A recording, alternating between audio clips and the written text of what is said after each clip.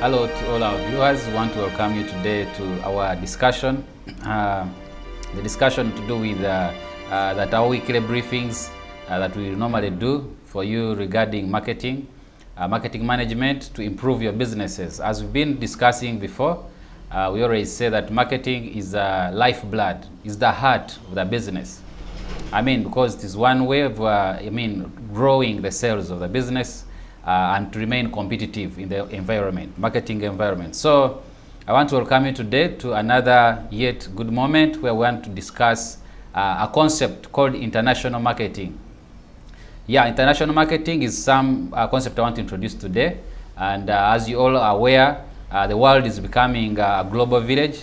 There are many opportunities that are arising with the development of technology, with the East African community. Now there's the Africa free continental area. There's the marketplace is expanding, and businesses must be able to identify the international business opportunities for it to remain competitive. So today I want to discuss, give you a small introduction about international marketing. Basically, there is domestic marketing where the marketing of the business, its marketing activities are restricted to the political borders of the country. For example, Uganda, you market within the boundaries of the country Uganda. But with international marketing, is where you are applying more, your marketing strategies to more than one country. But today I want to discuss, when do you know as a business, you want to remain competitive. The marketplace is expanding and is dynamic. How do you identify opportunities which are in an international market? How do I enter?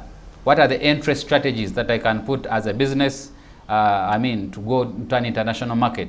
And when do I know that I'm ready as a company to enter an international market? Maybe you have some orders coming in, you have someone ordering your product, from another country, you've supplied them, they're remaining consistent. So today I want to give you a brief introduction, but as we go along, I'll tell you more about the international market entry strategies. How do I enter an international market? And then exit strategies. You go into a market, it does not work, as you expected, and then you decide to exit as a country. We've seen a number of businesses which are exiting the Ugandan market. The recent ones we understand like AfriCell, like ShopRite, and others which are still in the process of exiting. When do you decide to exit? There are others which have not declared it publicly, but in the marketing environment, for us, we understand that particular company is on the way to exiting the Ugandan market. So when do you exit? When do you take the decision that I need to exit this market? So today I want to bring some small introduction for you to understand the need to expand your mind, to remain competitive as a business, and start thinking of an international market. Ahead, we shall talk about of a global market, but that's at a bigger context. But for now, we will discuss something to do with international market. So, but it all begins with the vision and the mission of the business. When you are doing your business, what is your vision? What is your mission? Where do you see yourself? Do you have it in your vision to go into a national market? Or you need to amend your vision, because these visions also can be amended. You re-strategize, and the business forms a new vision, updates its vision and its mission, because maybe you didn't have the vision to go to an international market, but you have identified opportunities and you want to expand your vision. So these are things, documents which you can keep updating, update your website and your strategy, and create a vision which is allowing you to enter an international market. So it all starts from there because that is what shapes who you are as a business and where you want to invest your resources. So if it's among your vision and mission, that's the starting point. So if it's there, then we'll discuss, how do I now know I am ready to enter, and how do I enter an international market? And of course, as we come into international markets, it's important to understand that there are laws governing that particular country, which may not be the same laws. For example, I'll give an example of Kenya, where value added tax is 16% and Uganda is 18%. There are laws which are regulating marketing activities, advertising. There is a culture, diversity in the cultures of the people. So that's where, for those who are following us, sometime we discussed something to do with marketing research.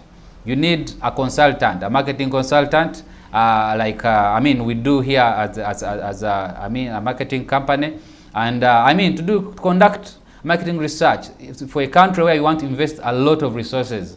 It doesn't cost you a lot, for sure, to invest in a research, so that you're sure, how do I enter different culture, what are the laws governing them, who are the competitors there, what is the best way to come in. You invest into that. So we shall discuss it more as you go into the international market entry strategies. But today, I basically want to make your mind think to an international understanding, because we are having East African community. African countries are coming up to form one marketplace. What is your strategy? You formed a business, or you started your business when your vision was to do in Uganda or a given country. But now with the coming together, the integration of these the different markets, you are identifying opportunities, and businesses and CEOs must be dynamic to think based on the environment, and also keep flexing and being innovative and creative to keep the business competitive. So today, it's basically an introduction I wanted to give to you to understand, and maybe to expand to you that there was what we call customer markets. You need to understand what is the market. When you talk about the market, those are people who buy or who have the potential to buy, and who are the people you are targeting. So an international market, even the local market. So when we are discussing the market, the consumer markets, they are those ones which we call the reseller markets. Someone needs you to supply and they sell. They are distributors, possibly. So those are also among the markets that we want to, you can supply. So that is one of the market we target. Do I go and only give to distributors that side? Then, they are those who are government markets. You supply the market. So when we are thinking as the business, the market for our business, we think of the government. It can be a local government or international government. It can be a reseller market.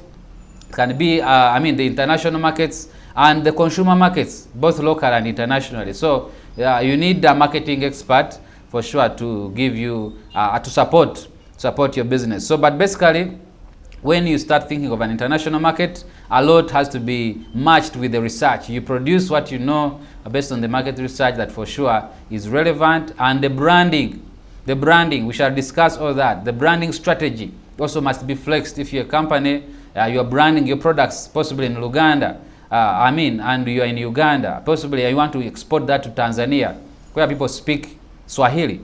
You may have to do a branding strategy based on which country you want to go to, and to impact and sell your product. Possibly in your branding, you start putting 3 languages, English, Swahili, and maybe another local language which you feel targets your market. So, we've seen a number of products, medical products, and you see they brand them in different languages, Chinese, Indian language, you see different languages, French, because they are having an international understanding in their approach, in the way they are doing business. So we shall discuss that. How do you redesign your branding strategy, your production strategy, advertising strategy? We shall come to that when I start talking about issues to do with advertising management. How you design, a strategy of advertising that is going to sell your vision and your, to help you achieve your corporate strategy. So today, basically, I want to give you that sort of introduction. But like in the next week, I'll be giving you now the international market entry strategies. How do I, after you have decided as a company, possibly you have people who are ordering your product. Now we are doing digital marketing. You have someone who is, when you do your statistics, you see people are ordering a product from another country. You need to pick interest in that country and do research to that. So we need to have that dynamic way of doing business. And as we identify the international market opportunities that are coming up with the coming together of these countries, East African community, the African countries coming together into one umbrella to form one marketplace. You need to also, as a business, possibly to amend your vision, your mission, and re-strategize direct corporate strategy, and also identify opportunities which are existing in an international market. So, but we shall discuss more and get to know when do you know you are ready to go, and how do you go. There are a number of strategies that we can have based on your resources available. We can advise you on which are the marketing strategies you can use to possibly penetrate an international market. So we shall come much more into that, but today I basically wanted to briefly give you some introduction, and you start thinking of an international market, and then the marketing strategies and branding strategies and production strategies and all that can be customized for you. So that's why we say that if you need a consultant at Oak Marketing and Management Consultants, we have a team of consultants ranging from university lecturers and people who have done MBA, and people have really professors who we are working together. Who can stand alongside your business to make sure that you are able to achieve your goals and even expand your vision as a business and make use of your resources.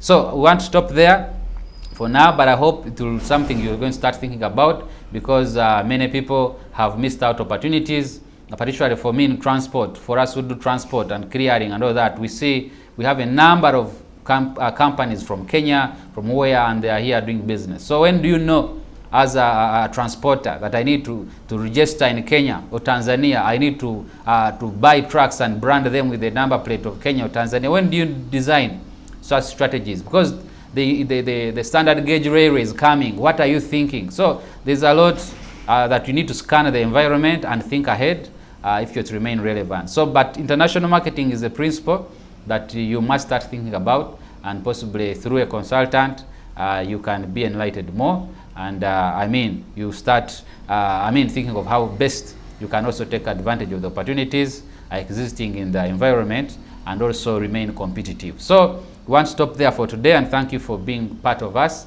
and we will give you more of this, and thank you so much. May God bless you, and we meet next time.